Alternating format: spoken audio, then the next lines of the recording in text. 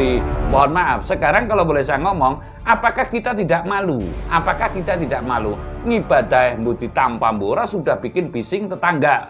Ini mohon maaf, bukan berarti saya cemburu atau benci ya, atau itu nggak suka, itu nggak. Tapi kita mengajak kepada timbanging rasa.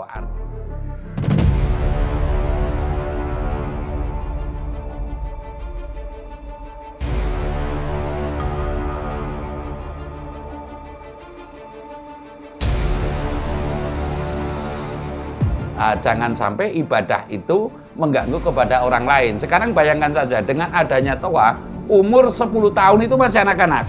Sudah adzan sekeras-kerasnya, kira-kira melatih, mohon maaf, melatih anak tidak sopan nggak itu? Salam mulia, Mbah. Salam mulia.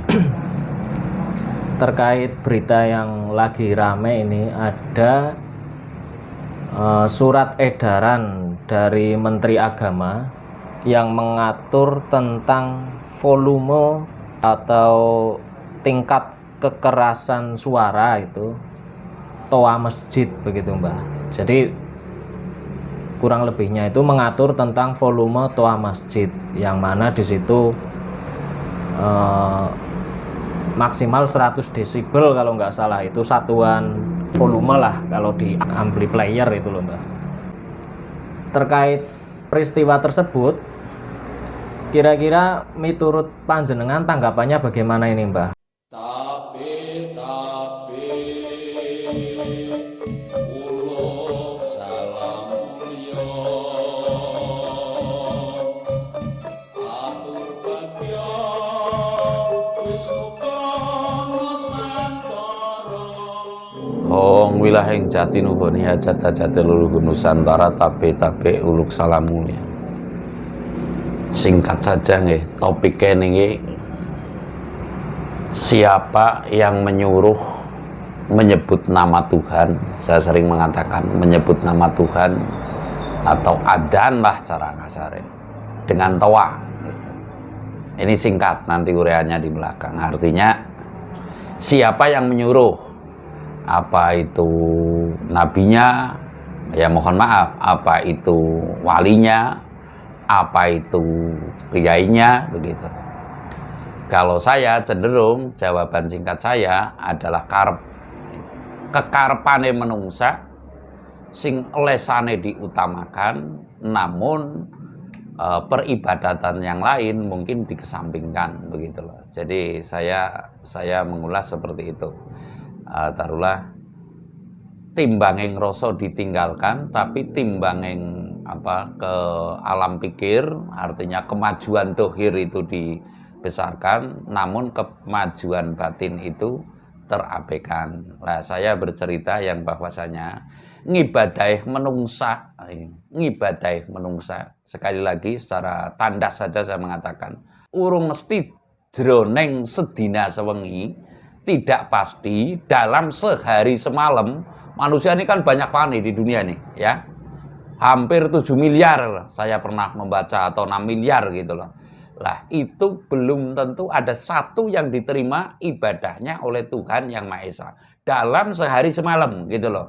Lah jadi artinya saya mengatakan, janganlah kita bangga kita telah menyebut-nyebut nama Tuhan, lalu kita mohon maaf cara nune rebut balung tanpa isi. Yang saya maksud itu rebutan men kondarane, mohon maaf, ngalim cara kasare, men kondarane wong sing apik, men kondarane wong sing sudah ibadate itu kincling-kincling, tiada taranya, tiada tandingannya. Ini bagi orang yang cenderung kepada laku hakikat. Dalam arti laku hakikat itu ya tidak syariatnya saja. Ibaratnya ketika orang itu mengatakan mari kita beramal, dirinya tidak mengikuti jejak beramal, mari kita memberilah cara kasare, tapi dia enggan memberi, niscaya ini tidak mungkin akan sampai kepada tujuan daripada syiar. Saya mengatakan bahwasanya ini kan tujuannya untuk syiar. Lah syiar itu tidak hanya lisan saja. Syiar itu tidak, cara Pak Kiai saya itu tidak cuma ucapan, sudah mambak-mambak suarane, esok sore awan bengi cara kasar diisi dengan lafal Allah, tapi perilakunya tidak menunjukkan yang ke orang yang beragama gitu saja lah. Orang yang menunjukkan orang yang beragama, orang yang beriman. Sebab sebaik-baik orang yang beragama itu, sebaik-baik manusia, itu kan yang berguna bagi orang banyak. Lah, sudahkah dalam hari ini kita berbuat untuk orang banyak, artinya sudah berbuat kebajikan kepada yang lain. Lah, sementara sekarang lisannya dibesarkan, tapi perbuatan baik kepada yang lain itu sementara mungkin terhenti hanya sebatas kata-kata, sebatas suara dan rencana gitu loh. Rencananya mohon maaf, rencananya ia akan beramal yang tinggi sekali, namun pada kenyataannya hanya rencana dan suara saja. Jadi terhenti ibadah, kalau boleh saya ngomong itu ya banyak sekali, perlu di cross check sekarang itu pada diri kita masing-masing. Mungkin banyak sekali ngibadah sing mubah, ngamal sing batal karena hanya bilisan saja gitu loh. Sekali lagi ya, banyak sekali ngibadah yang mubah, ngamal yang batal karena hanya sebatas dalam lisan saja. Sebab saya pernah, mohon maaf, saya juga banyak kenalan para ulama gitu ya. Ulama gitu aja lah, kiai gitu. Saya juga punya kiai. Artinya setahu saya ngibadah itu adalah bilisan, bilmal, dan bilhal. Sekarang yang menunjukkan bilisan banyak banget. Ya, artinya suara itu banyak banget. Tapi ketika bilmal itu rata-rata pelit, ya kan? Ya, rata-rata pelit. Mohon maaf, bukan saya menuding ya, bukan saya menuduh, itu bukan. Sekarang banyak proyek di dalam proses peribadatan. Kalau saya mengatakan masjid itu untuk mencari bati, untuk numpang makan, nanti saya keliru ya.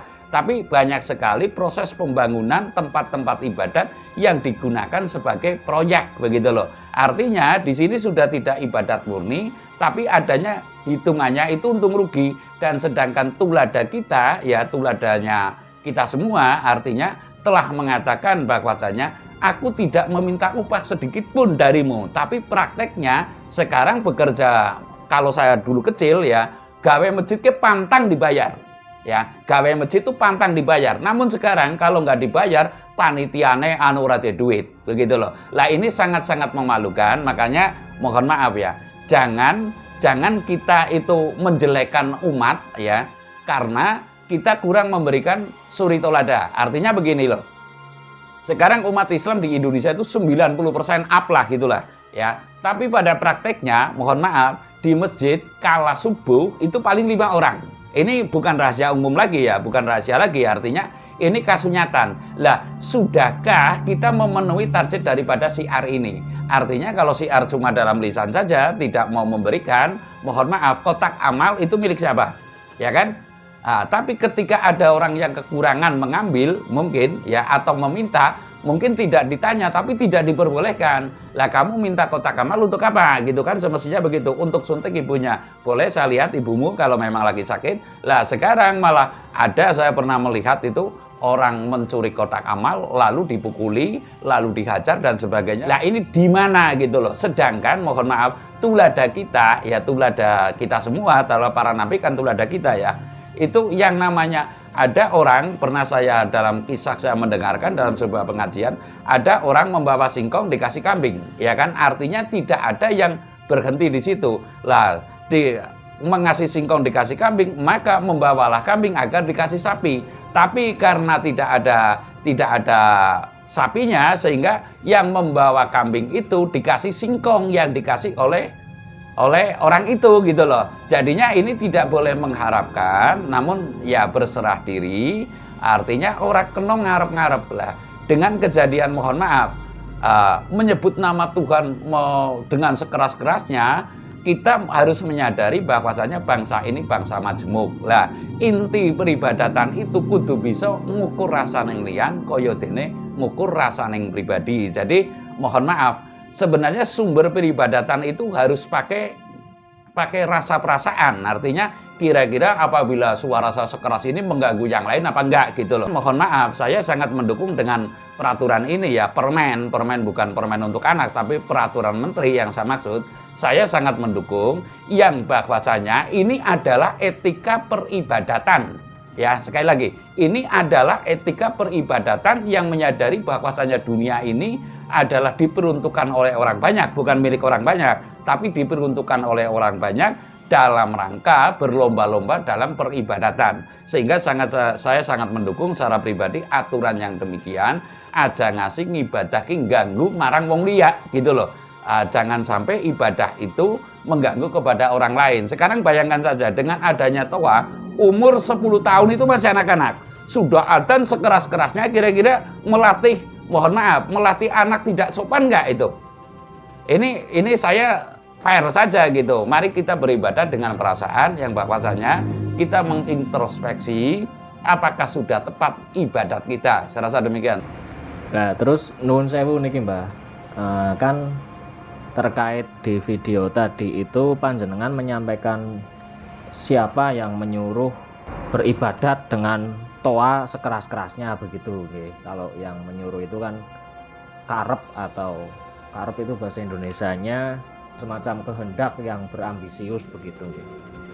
Apakah demikian Mbah? Wong sedangkan dalam hal ini katakanlah azan itu kan ada syariatnya itu bahwa kisahnya kurang lebih untuk memanggil orang agar segera melaksanakan sholat. Nah, di waktu dulu sebelum ada toa itu kan memang semestinya dengan suara yang keras agar terdengar ke setidaknya lingkungan yang ada di radius sekitar masjid tersebut begitu Mbah.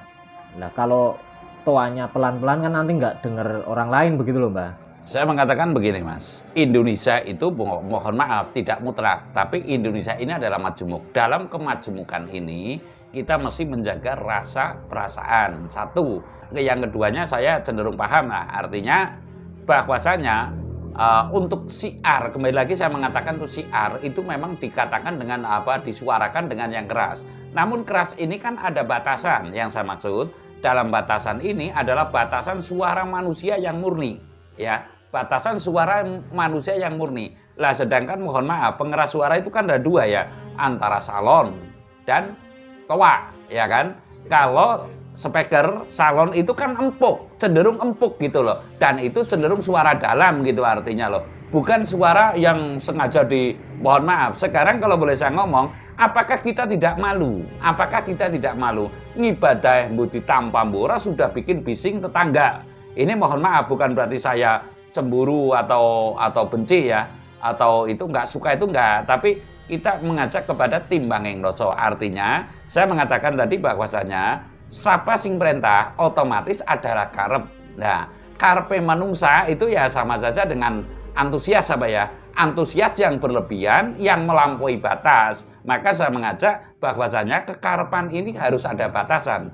Batasan suara yang terkeras itu seperti apa, yang rupa-rupanya tidak mengganggu yang lain atau membuat bising yang lain, maksud saya itu seperti apa, kan bisa diatur. Artinya saya mengatakan cenderung ibadah itu mesti menggunakan rasa perasaan. Kira-kira mohon maaf, kalau kemarin analoginya kan anjing ya, kira-kira kalau rumah di bawah masjid, mohon maaf, toanya sekeras-kerasnya dan ini sedang sakit gigi analoginya, kira-kira seperti apa? Dan toa sekeras-kerasnya mohon maaf, di bawahnya sedang mohon maaf kekurangan, besok akan ditagih hutang. Sudahkah kita beribadat ke arah situ? Artinya tidak bilisan saja tapi bilmal gitu loh. Semestinya kalau mau seperti itu kan orang sudah kondusif sekali ya. Artinya kondusif, wis ora ana sing duwe utang, wis ora ana sing lara. Kalau lara itu ibaratnya mohon maaf, itu langsung kita secara seksama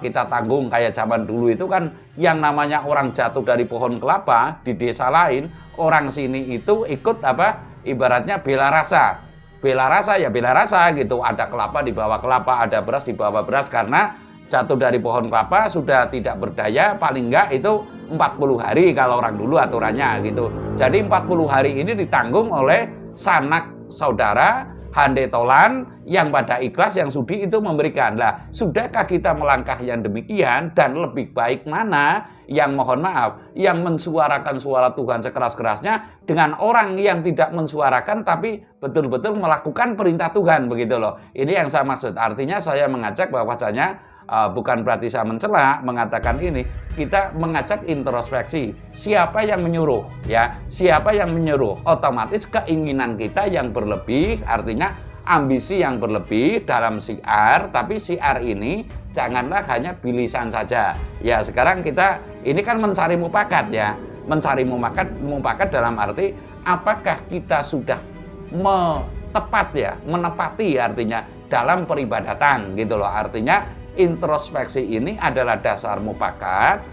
Apakah kita pantas menggunakan toa dengan sekeras-kerasnya begitu loh. Artinya cenderung dan ibadah itu saya memberi rujukan ya, tidak cukup dalam lisan saja, tapi juga tindakan. Jadi cenderunglah kita melakukan tindakan peribadatan daripada kita mensuarakan peribadatan, tapi pada prakteknya mohon maaf ya, sekarang kan nggak bisa dipungkiri nih bahwasanya tetangga sedang pusing gitu loh. Pusing apa? Bukan pusing karena penyakit, tapi pusing besok mungkin harus ada cicilan, bahkan negaranya juga sedang pusing. Lah mungkin lada lebih baik kita memikirkan yang demikian agar suasana itu ibaratnya damai, tentram, sejahtera, ya pokoknya ayem tentrem, sehingga kita beribadatnya tidak dihantui oleh hal-hal yang sifatnya mohon maaf ribaisme lah gitu loh. Sekarang kan lebih baik mohon maaf kita, kamu riba, berhenti kamu, tolong pertimbangkan kembali, jangan masuk ke lingkungan sini. Mungkin itu lebih baik daripada hanya bilisan yang saya maksud gitu loh.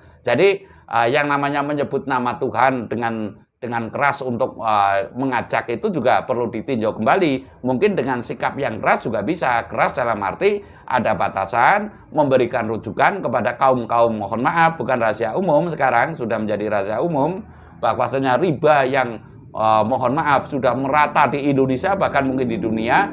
Mari kita cegah dengan secara seksama, mungkin itu lebih baik gitu loh. Artinya mari kita introspeksi siapa yang menyuruh ya, siapa yang menyuruh kita menyebut nama Tuhan dengan toa, kan seperti itu. Saya rasa demikian. Terima kasih.